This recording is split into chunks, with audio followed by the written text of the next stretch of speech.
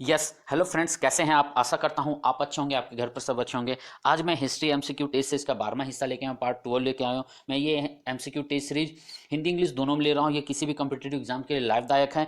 UPSC से लेकर के जितने भी एमटीएस हो या फिर ग्रुप डी के रेलवे ग्रुप डी हो, सबके लिए लाभदायक है। हर एग्जाम में काम आएगा। टीजीटी, पीजीटी, नेट, जीआरएफ सब में काम आएगा। ठीक है, तो चलिए मैं कुछ कुमार स्वागत करता हूं आप लोगों का आप ही के इस यूट्यूब चैनल में, जिसका नाम है IQ अड्डा एंड इजी लर्निंग। याद रखिएगा, ये एक न्यू चैनल है। यूट्यूब पर जाकर के IQ अड्डा टाइप करके येलो वाला लोगो देखकर ही सब्सक्राइब करिएगा। ठीक है, और वीडियो पसंद आने पर लाइक शेयर कमेंट जरूर करिएगा, और यदि आप चैनल पर नए हैं तो सब्सक्राइब करना ना भूले। तो चलिए आज का मैं सेशन स्टार्ट करता हूँ। ये हिंदी इंग्लिश दोनों में मैं सेशन लेकर आता हूँ। ठीक है, तो चलिए आज का पहला क्वेश्चन होगा। आज का, यस, थोड़ा सा मैं और जूम कर लूँ।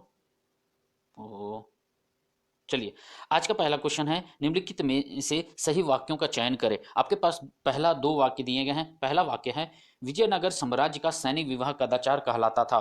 दूसरा वाक्य है, विजयनगर साम्राज्य में पुलिस का वेतन वेश्यालयों से होने वाली आय से दिया जाता था। आपको दो वाक्य दिए गए विजयनगर साम्राज्य के बारे में, और इसके बारे में आपको बताना है कि सही वाक्य का चयन करना, कौन सा सही है। तो आपके पास चार ऑप्शन है। पहला ऑप्शन देता है केवल एक, दूसरा है केवल दो, तीसरा है एक और दो, चौथा ना एक ना ही दो।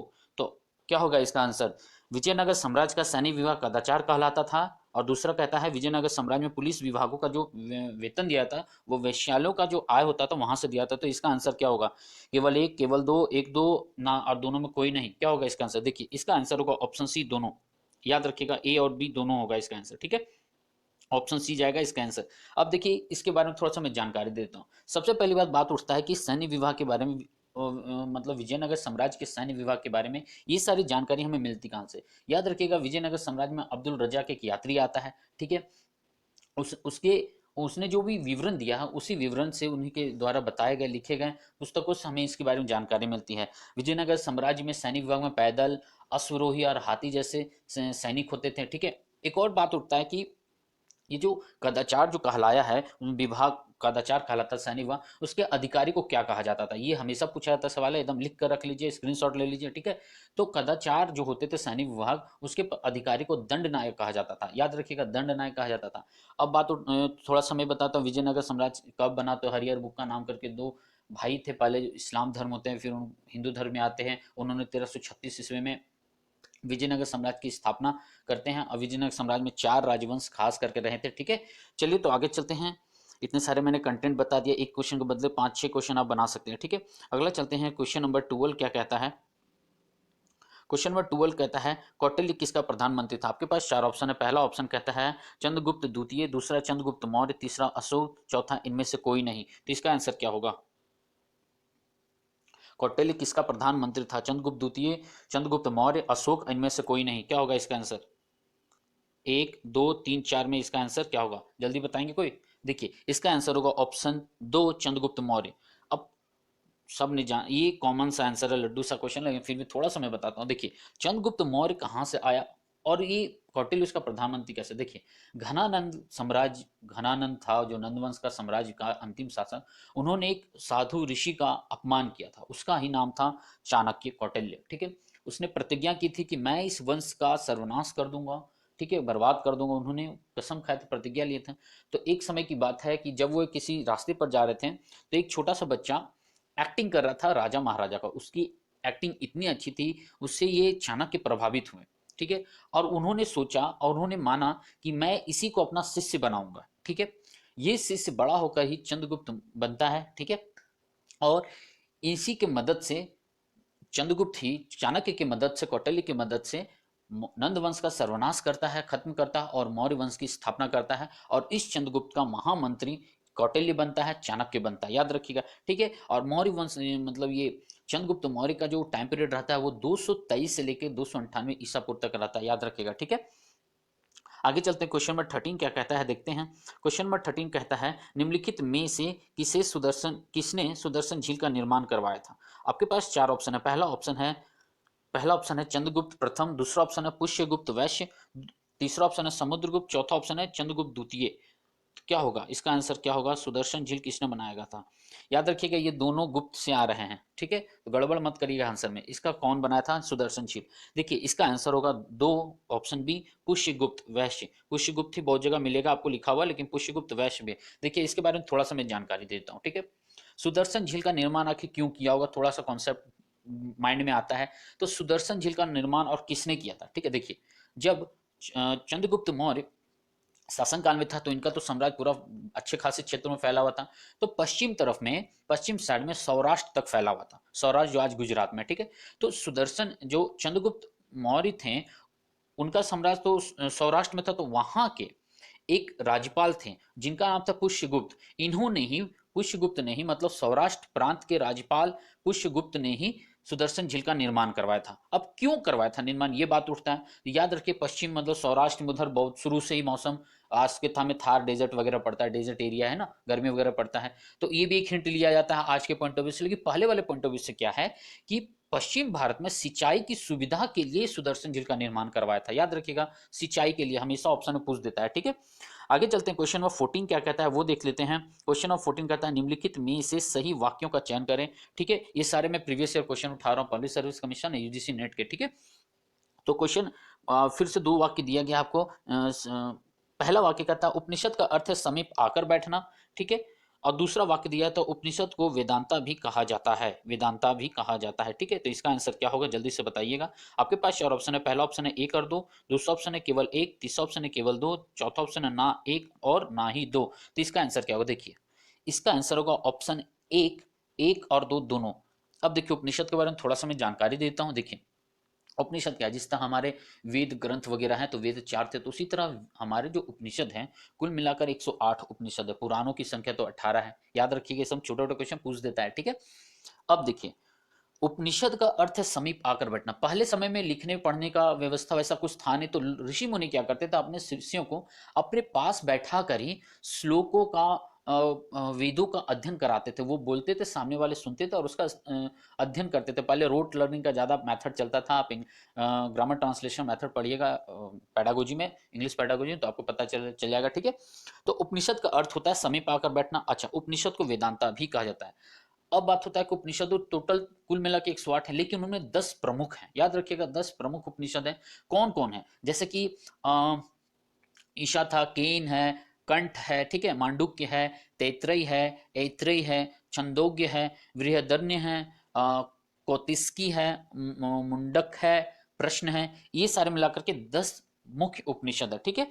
तो इसका ऑप्शन ए हो गया। ये हिंदी इंग्लिश दोनों में है, याद रखिएगा। सब्सक्राइब करना ना भूलिएगा यदि आप चैनल पर नए हैं तो, ठीक है। अगला क्वेश्चन है निम्नलिखित दक्षिण भारत के राजवंशों का सही कालानुक्रम क्या है। ये भी प्रीवियस ईयर लिया मैंने, ये शायद बिहार पब्लिक सर्विस कमीशन का क्वेश्चन मैंने उठाया, ठीक है।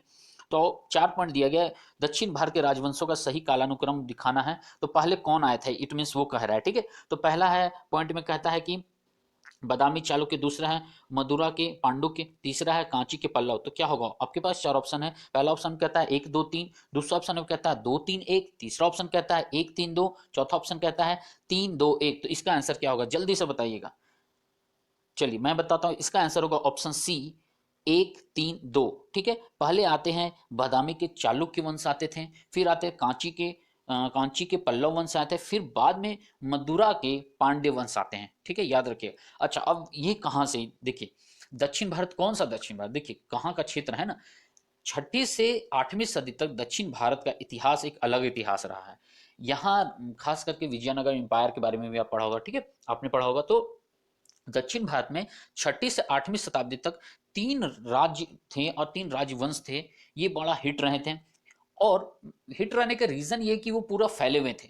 अब बात उठता है कि ये नाम इनका क्यों लिया जाता है। ये 3 राजवंश क्षेत्र को फैलाने को, साम्राज्य को फैलाना, आपस में लड़ते रहते थे। तीनों का संघर्ष जीवन भर चलता रहा जब तक वे रहे। अब बात उठता है बादामी चालुक्य का समय क्या था। तो दक्षिण भारत में 543 से लेकर के 757 ईस्वी तक रहे थे, ठीक है, याद रखिएगा 543 से 757 ईस्वी तक रहे थे। कांची के पल्लव का कब था, तो 575 से लेके 897 मतलब 897 ईस्वी तक रहे थे। और बात होता है लास्ट का, जो पांड्य लोग थे वो 590 से लेकर इनका लगभग और आगे चलता है, 10वीं शताब्दी तक चला जाता है, लगभग 949 के करीब रहता है। अंतिम उसके शासक 12 राजा राजा लोग रहते हैं, शासक रहते हैं इनके पांड्य में। तो अंतिम शासक लगभग यही 449 ईस्वी के आसपास उनका मृत्यु होता है और ये पूरी तरह खत्म होता है। ठीक है, अगला क्वेश्चन चलते हैं, क्वेश्चन नंबर 16 क्या कहता है देखते हैं। नेपोलियन को फ्रांस का सम्राट कब घोषित किया गया था? तो आपके पास चार ऑप्शन है। पहला ऑप्शन कहता है 1789, दूसरा ऑप्शन है 1799, तीसरा ऑप्शन है 1800 और चौथा ऑप्शन है 1804। तो इसका आंसर क्या होगा? देखिए सीधा सीधा आंसर है इसका 1804। आपने पढ़ा होगा, बड़ा हिट क्वेश्चन है, ये भी मैंने प्रीवियस ईयर से ही उठाया है। देखिए इसके बारे में छोटा सा बता देता हूँ। ये फ्रांस की क्रांति क्यों होता है? क्योंकि वहाँ तीन हिस्सा बटा हुआ रहता है समाज, एक क्लर्जी रहते हैं, नोबलिस्ट होते हैं, एक जनरल होते हैं। ठीक है, तो उसी का क्रांति 17वीं शताब्दी में भड़क उठता है, मतलब 17वीं शताब्दी में शोषण शुरू हो जाता है, 18वीं शताब्दी में एकदम पूरा भड़क जाता है। ठीक है, लास्ट 18वीं शताब्दी में, 18वीं शताब्दी के अंतिम दशक में तो क्रांति का आरंभ हो जाता है 1789 में। ठीक है, फिर टेनिस कोर्ट पर शपथ लेते हैं वो जनरल वाले, 600 मेंबर होते हैं, पार्लियामेंट खड़ा कर देते हैं आपस में लड़ झगड़ कर। ठीक है, फिर राष्ट्रीय सभा करते हैं, उसी वर्ष करते हैं, जून के महीने में। ठीक है, और इसी तरह आगे जाकर के होता है। अब बात होता है बीच में नेपोलियन कहाँ से टपक के आ गए थे, है ना, बीच में कहा। देखिए होता है कि जब फ्रांसीसी सेना का ये सेनापति था और इनमें प्रतिभा पूरा भरा हुआ था। ठीक है, तो ये क्या करते हैं कि फ्रांस में देश के शासन की कमान संभालने वाली डायरेक्टरी सिस्टम को इसने क्या किया था 1799 तक, 1799 तक भंग कर दिया था, खत्म कर दिया। और क्या किया उसके बाद समाप्त कर देना 1799 से लेकर के 1799 से लेकर के 1804 तक ये बहुत सारा एक्ट लेकर आता है, कानून व्यवस्था सुधार, समाज सुधार वगैरह करता है। और लास्ट में जाकर के 1804 में खुद जाकर वो अपने आप को सम्राट घोषित कर देता है। ठीक है, याद रखिएगा 1804 में। ठीक है, आगे चलते हैं। आगे क्या कहता है, अशोक की लाट भैरव नामक स्तंभ किस स्थान पर है? लाट भैरव स्तंभ किस स्थान पर? आपके पास चार ऑप्शन, पहला है राजगीर, दूसरा ऑप्शन है वाराणसी, तीसरा है वैशाली, चौथा है नालंदा। तो इसका आंसर क्या होगा? राजगीर होगा या वाराणसी होगा या वैशाली होगा, नालंदा होगा? जल्दी बताइएगा। देखिए इसका आंसर होगा ऑप्शन बी, वाराणसी होगा। अब इसके बारे में जानकारी कहां से मिली? देखिए बताता हूं। 7वीं शताब्दी में वेनसांग चीनी एक यात्री होता है। ठीक है, भारत का यात्रा करता है। ठीक है, तो उसने बनारस का भी यात्रा किया था। अब उसने यात्रा किया तो वहां तक ठीक है, लेकिन जब वो अपना विवरण देता है तो उसके पुस्तक, जो उसके पुस्तक होता है उसके इस अध्याय में 7वां नंबर का जो अध्याय है वहां से इसके बारे में जानकारी मिलता है। तो क्या जानकारी मिलता है? तो उसने बताया है कि वरना नदी नाम का एक रिवर है, उसी के दक्षिण भाग में 100 फीट का एक स्तंभ है। तो वही स्तंभ है लॉर्ड वैरो का स्तंभ है। याद रखिएगा ये अशोक का स्तंभ है वाराणसी में। ठीक है, कहां से मिला था? तो वेनसांग एक नाम का एक चीनी यात्री आया था, उसके विवरण से पता प्राप्त होता है हमें। ठीक है, अगले चलते हैं। अगला क्वेश्चन कहता है 118 कहता है निम्नलिखित में से कौन सा भारत के प्राचीन सिक्के हैं? ठीक है, तो ये भी इंपॉर्टेंट क्वेश्चन, ये भी प्रीवियस ईयर का है। ठीक है, तो चार ऑप्शन है, पहला रुपया, दूसरा है दिनार, तीसरा राहत सिक्के, चौथा आहत सिक्के। इसका ऑप्शन क्या होगा? ये भी लड्डू क्वेश्चन है। ठीक है, तो इसको कहते हैं ऑप्शन डी आहत सिक्के। एलिमिनेट करना शुरू करिएगा। ठीक है, एलिमिनेट करना शुरू करिएगा। ठीक है, रुपए तो आज के हैं, हटा दीजिए। दिनार तो उस समय नहीं आए थे, तो मुगल पीरियड में आए थे, बाद में इस्लाम जब आता उस समय आए थे। ठीक है, राहत, आहत क्या है? राहत मतलब क्या है? राहत किसी को थोड़ी देगा, रिलीफ थोड़ी देगा। ठीक है, आहत क्यों करते हैं? पहले लोहे को पंच मारा जाता था जोड़ों से और एक आकार बना करके उसे बनाया जाता है। अब बात होता है भारत में सिक्के आया कहाँ से, किसने लेकर आया? ये हमेशा क्वेश्चन पूछा जाता है, अच्छे अच्छे एग्जाम में पूछे जाते हैं। ठीक है, तो भारत में यूनानियों के द्वारा सोने के सिक्के जारी किए गए थे सबसे शुरुआत में। फिर भारत के संदर्भ में यदि बात करें तो कनिष्क थे, उन्होंने तांबे के सिक्के जारी कर दिए थे पहली बार, है ना।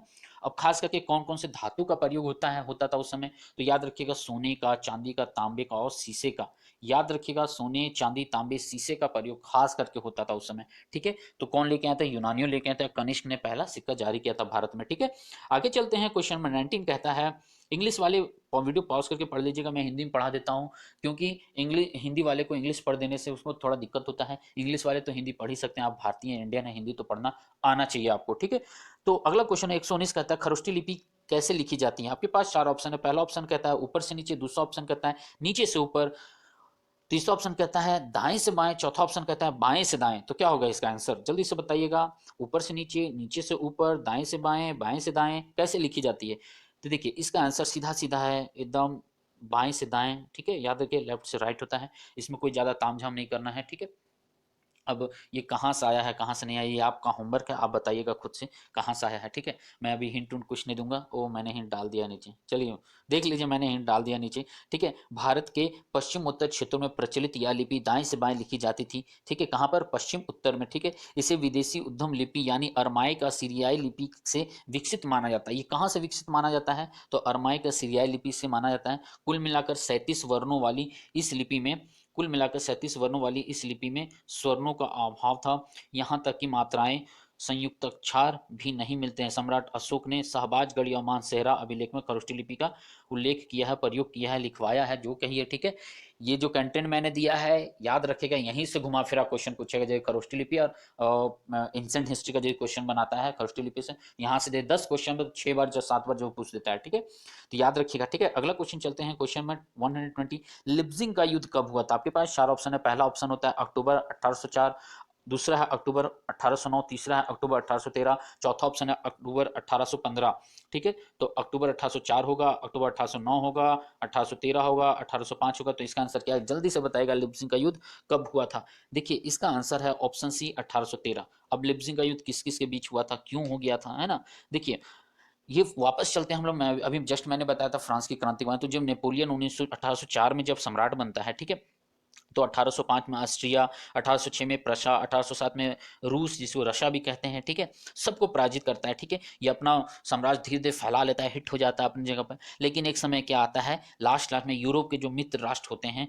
उसने 1813 में लिप्जिंग का युद्ध हो करता है, वे लोग करते हैं, और उसी में लिप्जिंग का युद्ध 1813 में